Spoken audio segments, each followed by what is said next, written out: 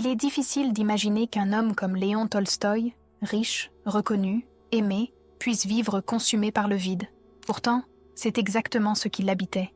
Malgré sa gloire littéraire, sa position dans l'aristocratie russe, sa famille nombreuse, Tolstoï ressentait une absence viscérale de sens. Il avait tout ce que la société admire, mais rien de cela ne l'apaisait. Et ce paradoxe nous renvoie à une question tranchante. Et si ce que nous appelons réussite n'était qu'un masque collé sur notre solitude? La plupart des gens poursuivent des objectifs sans jamais s'arrêter pour se demander « Pourquoi ? Pourquoi cet emploi, ce mariage, cette maison ?» Tolstoï, lui, s'est arrêté. Il s'est interrogé. Et plus il cherchait des réponses dans les livres, dans la religion, dans les réformes sociales, plus l'angoisse montait. Rien ne le satisfaisait pleinement. Ce sentiment d'incomplétude, il l'a porté comme une croix, et il en a nourri ses plus grandes œuvres, car au fond, c'est peut-être ça le génie, avoir le courage de ne pas fuir ses propres ténèbres. Il est facile de se distraire. On remplit son agenda, on collectionne les réussites, on remplit les silences avec des bruits. Mais tôt ou tard, la question revient. Pourquoi suis-je là ? Tolstoï a osé la regarder droit dans les yeux. Il a exposé dans ses récits cette faille humaine, cette blessure existentielle que même le confort ne guérit pas. Et en faisant cela, il a offert au monde bien plus que de la littérature. Il a offert un miroir. Le vide qu'il ressentait, c'est aussi le nôtre. Et c'est là que commence cette véritable quête de vie. Dans le silence d'une nuit, lorsque les distractions se taisent, une voix intérieure chuchote une question que l'on passe sa vie à fuir. Pourquoi tout cela ? Pourquoi lutter, aimer, créer, si tout finit inévitablement par la mort ? C'est cette interrogation brutale que Tolstoï n'a jamais réussi à faire taire. Et il a eu le courage de ne pas la recouvrir d'illusions. Il ne s'en est pas détourné. Il a plongé dedans, chaque jour, jusqu'à en faire le cœur de son œuvre et de sa propre transformation. Ce qui rend Tolstoï unique, ce n'est pas son talent littéraire, mais sa sincérité. Il n'a jamais prétendu détenir des réponses. Il a simplement exposé ses tourments, ses contradictions, ses doutes les plus sombres, ceux qu'on préfère dissimuler sous les masques de la normalité. Car affronter le néant, c'est toucher à notre fragilité la plus profonde. C'est reconnaître que peut-être, nous n'avons aucun contrôle, aucune garantie. Et c'est exactement cela que la société nous pousse à oublier, en nous promettant que le bonheur est dans l'accumulation, la reconnaissance, les apparences. Mais Tolstoï, lui, a découvert que c'est justement dans l'acceptation de notre impuissance, de notre finitude, que commence une vie plus vraie. Une vie qui ne cherche plus à impressionner, mais à comprendre. Une vie qui ne fuit plus le vide, mais qui apprend à vivre avec. Car peut-être que le sens ne se trouve pas dans ce que nous atteignons, mais dans notre capacité à rester lucide au milieu de l'absurde. Et si c'était ça, le véritable courage, vivre sans certitude, mais avec une conscience éveillée. Tolstoï avait tout ce que notre époque considère comme le summum de la réussite. Richesse, renommée, statut social, famille, influence. Pourtant, il était profondément malheureux. Pourquoi ? Parce qu'il a découvert, bien avant nous, que la réussite matérielle ne comble jamais les vides existentiels. Vous pouvez posséder le monde, si votre âme est éteinte, rien ne brille vraiment. Ce n'est pas une idée romantique, c'est une vérité douloureuse que la plupart préfèrent éviter. On court après des titres, des biens, des louanges, croyant que cela finira par suffire. Mais plus on accumule, plus le silence intérieur devient assourdissant.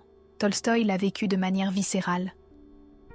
Il ne comprenait pas comment, entouré de tant d'opulence, il pouvait se sentir aussi inutile, aussi perdu. Il a alors compris que le problème n'était pas ce qu'il possédait, mais ce qu'il avait cessé d'interroger en lui-même. La vraie faillite n'est pas économique, elle est spirituelle. Elle commence le jour où l'on arrête de se demander pourquoi l'on vit. Tolstoï a eu le courage de ne pas s'endormir dans le confort de sa réussite. Il a tout remis en question, jusqu'à l'absurde, jusqu'à la douleur.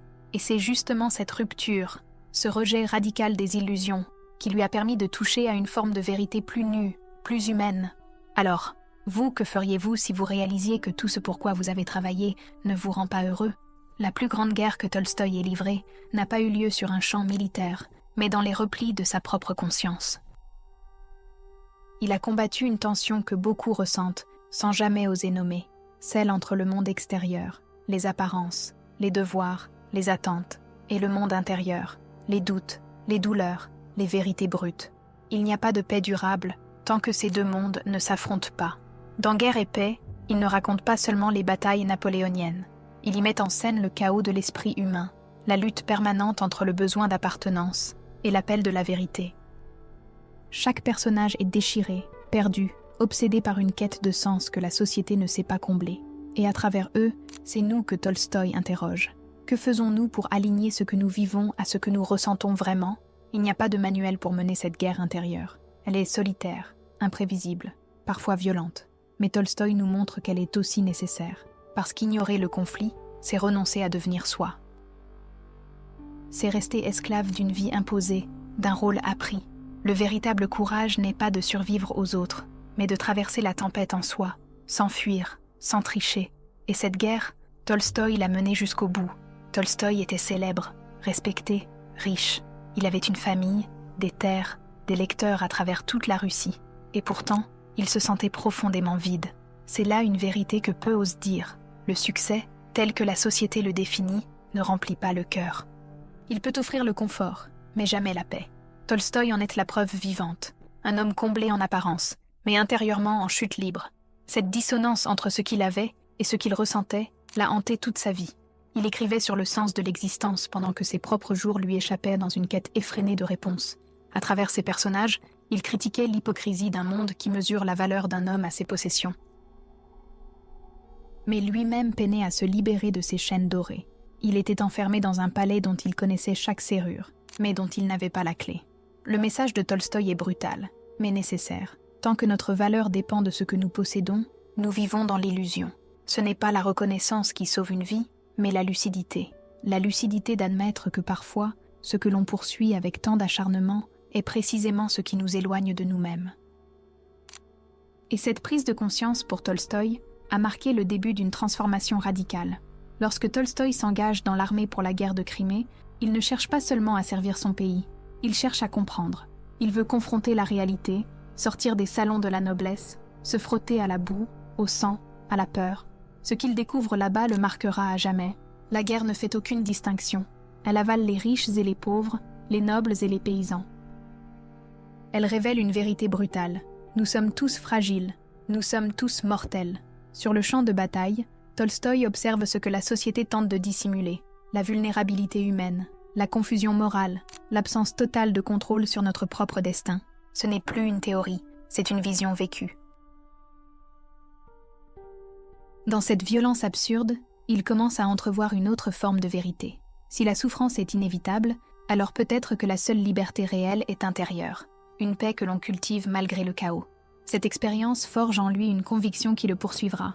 Le véritable champ de bataille de l'humanité n'est pas politique, ni militaire. Il est intérieur. Il se joue dans l'âme, entre le bien et le mal, la foi et le doute, la raison et le désir. La guerre extérieure n'est qu'un reflet de celle que chacun mène en silence, chaque jour. Et c'est cette guerre-là que Tolstoï s'efforcera de raconter, pas pour l'expliquer, mais pour qu'on n'ose plus jamais l'ignorer. Pour Tolstoï, écrire n'est pas une activité artistique au sens mondain. Ce n'est pas un métier, c'est une urgence, une nécessité spirituelle. Chaque livre qu'il rédige est une tentative désespérée de comprendre, d'ordonner le chaos intérieur, de chercher un sens là où il ne semble pas y en avoir. L'écriture devient alors une sorte de confession prolongée, un miroir tendu à lui-même, puis à nous. Dans ses premiers romans, il fouille l'enfance, l'innocence, les blessures muettes qui forment la conscience. Puis, peu à peu, il abandonne les masques, quitte le confort de la fiction ornementale. Il écrit comme on crie. Guerre et paix, Anna Karénine, la mort d'Ivan Ilitch, autant de plongées dans les contradictions humaines. Il n'idéalise rien, il ne cherche pas à plaire. Il veut réveiller, forcer le lecteur à se regarder sans filtre. Tolstoï ne s'en cache pas, il est son propre cobaye. Ce qu'il explore dans ses personnages, ce sont ses propres failles, ses peurs, ses lâchetés, ses pulsions de grandeur ou de chute.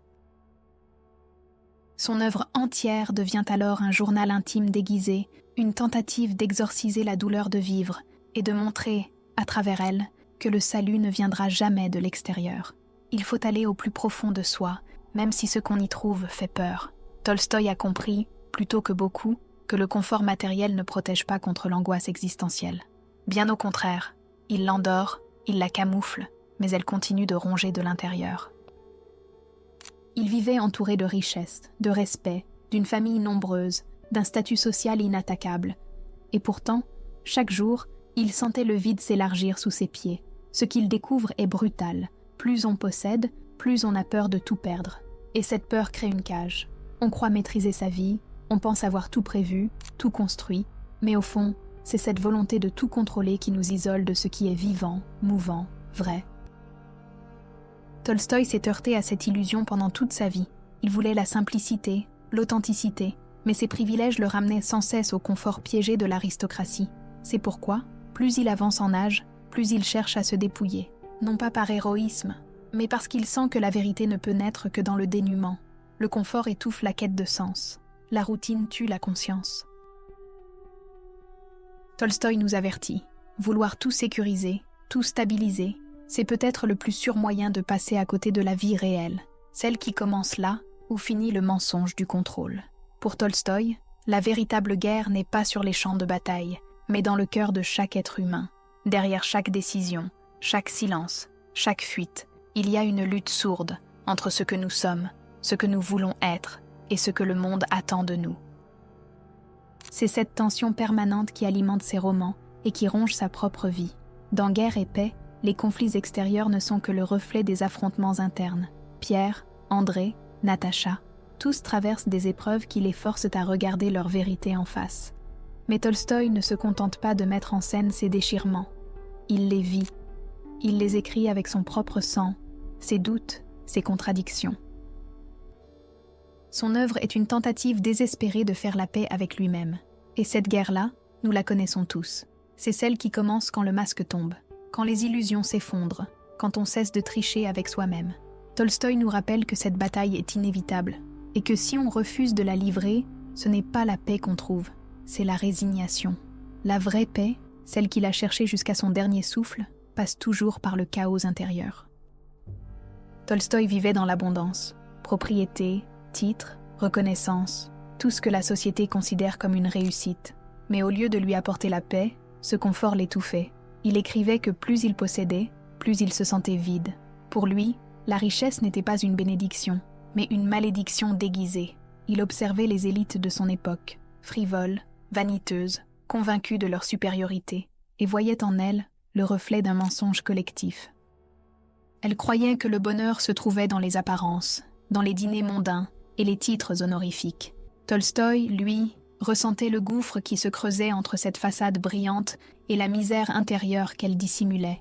Il comprit alors que pour toucher une vérité plus profonde, il fallait renoncer à l'illusion du confort, non pas par haine du luxe, mais parce que ce luxe empêchait la sincérité. Quand tout est facile, pourquoi chercher plus loin ? C'est dans la privation, dans le dépouillement, que l'homme se découvre réellement. Tolstoï n'a pas fui sa fortune par idéalisme, mais parce qu'elle l'empêchait de se rencontrer lui-même. À l'approche de la cinquantaine, Tolstoï est déjà un monument littéraire. Il a tout ce que le monde peut offrir à un homme. Une œuvre immense, la reconnaissance mondiale, une famille nombreuse. Et pourtant, une sensation l'écrase, celle d'avoir raté l'essentiel. Cette crise, il ne la cache pas. Il l'écrit, il la hurle dans ses journaux, il la transforme en roman, mais surtout, il la vit. Ce n'est pas le doute d'un artiste capricieux, c'est une fissure existentielle. Tolstoï regarde sa vie, ses choix, ses succès, et ne s'y reconnaît plus. Il réalise qu'il a peut-être bâti toute sa trajectoire sur des fondations fragiles, celles du conformisme, de l'ego, du besoin d'être vu comme un grand homme. Il ne veut plus de ça. Ce qu'il cherche désormais, c'est la vérité nue, brutale, irréfutable, pas une vérité sociale, une vérité de l'âme. Son malaise devient alors insupportable. Il rejette ses privilèges, se retire des cercles mondains, se coupe de ses certitudes. Il commence à vivre comme un paysan, à lire la Bible, à écrire sur la foi, la mort, la responsabilité personnelle. Il ne cherche plus à briller.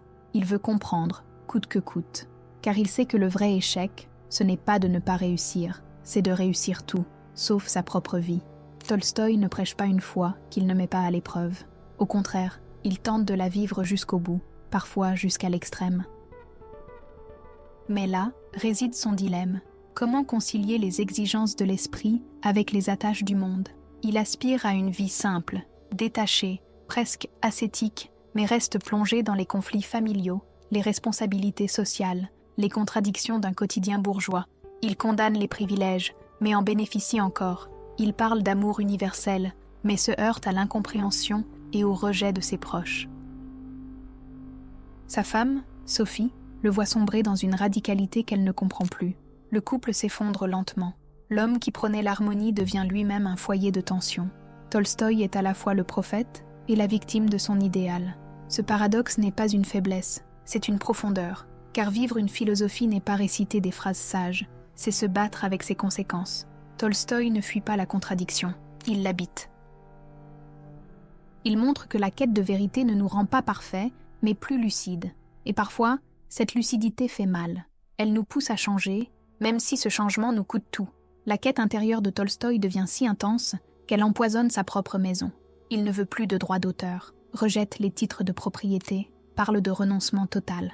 Pour lui, vivre en accord avec la vérité signifie abandonner tous les conforts, même ceux qui donnent stabilité à sa famille. Mais comment concilier cela avec l'amour, avec les enfants, avec une épouse qui ne demande qu'un peu de paix? Sophie, sa femme, est désemparée. Elle voit l'homme qu'elle aimait se transformer en un ascète sévère, dur, presque fanatique. Ce n'est pas qu'il ne l'aime plus, c'est que Tolstoï aime une vérité plus grande que lui-même, et cette vérité l'exige tout entier. Le foyer devient un champ de bataille entre raison, foi et affection humaine. Personne ne gagne, tout le monde souffre. Ce conflit intime dévoile une question que peu osent affronter. Jusqu'où doit-on aller pour être fidèle à soi-même?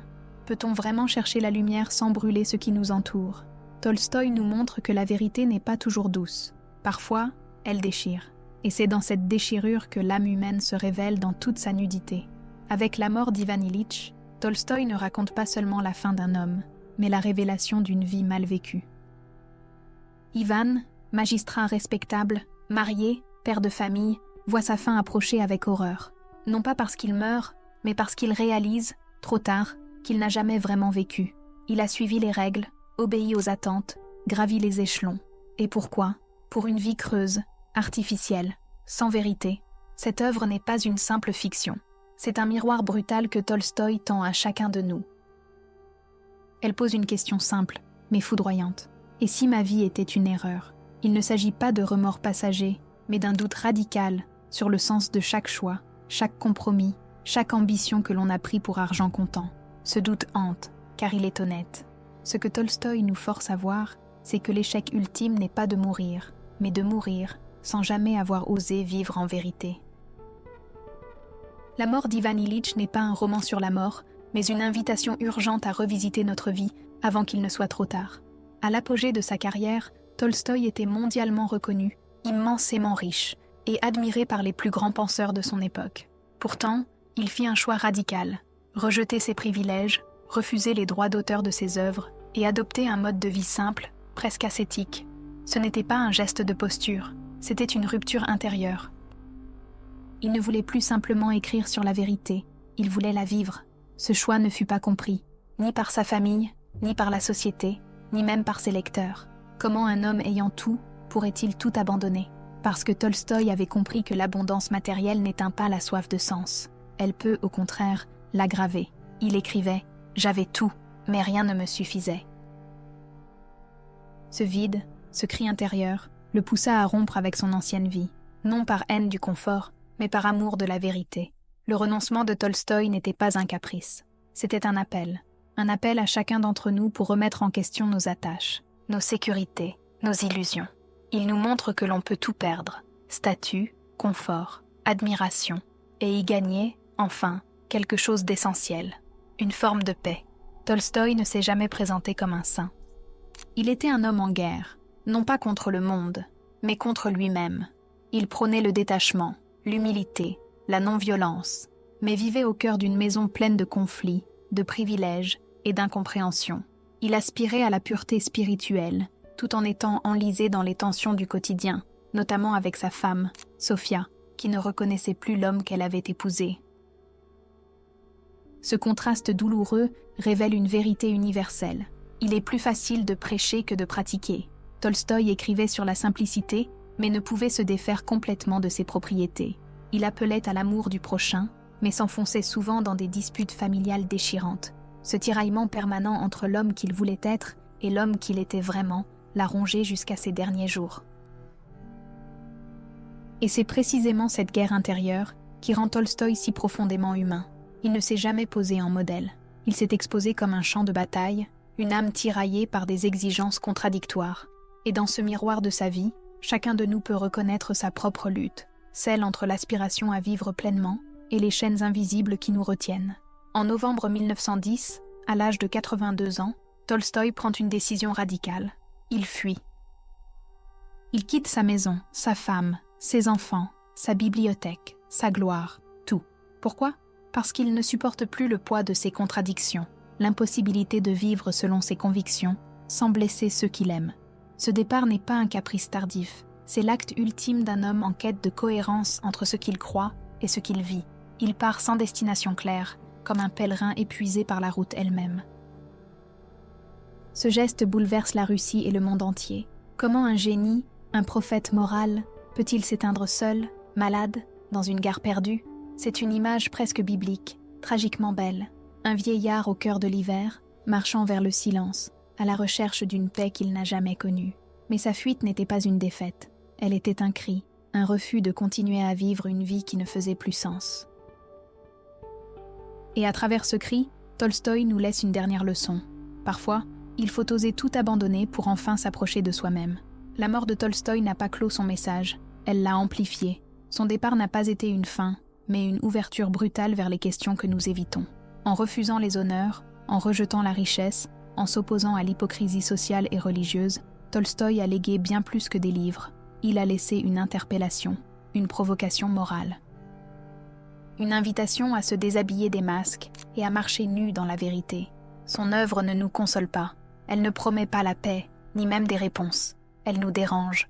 Elle nous force à regarder ce que nous avons bâti, nos carrières, nos routines, nos croyances, et à nous demander, est-ce vraiment ce que je choisis ou est-ce ce que j'endure par peur de penser par moi-même ?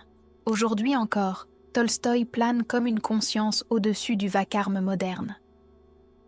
Il ne nous tend pas la main pour nous guider, il nous tend un miroir. Et dans ce miroir, la seule question qui importe est celle-ci. Vivons-nous selon ce que nous croyons ou avons-nous simplement cessé de croire ?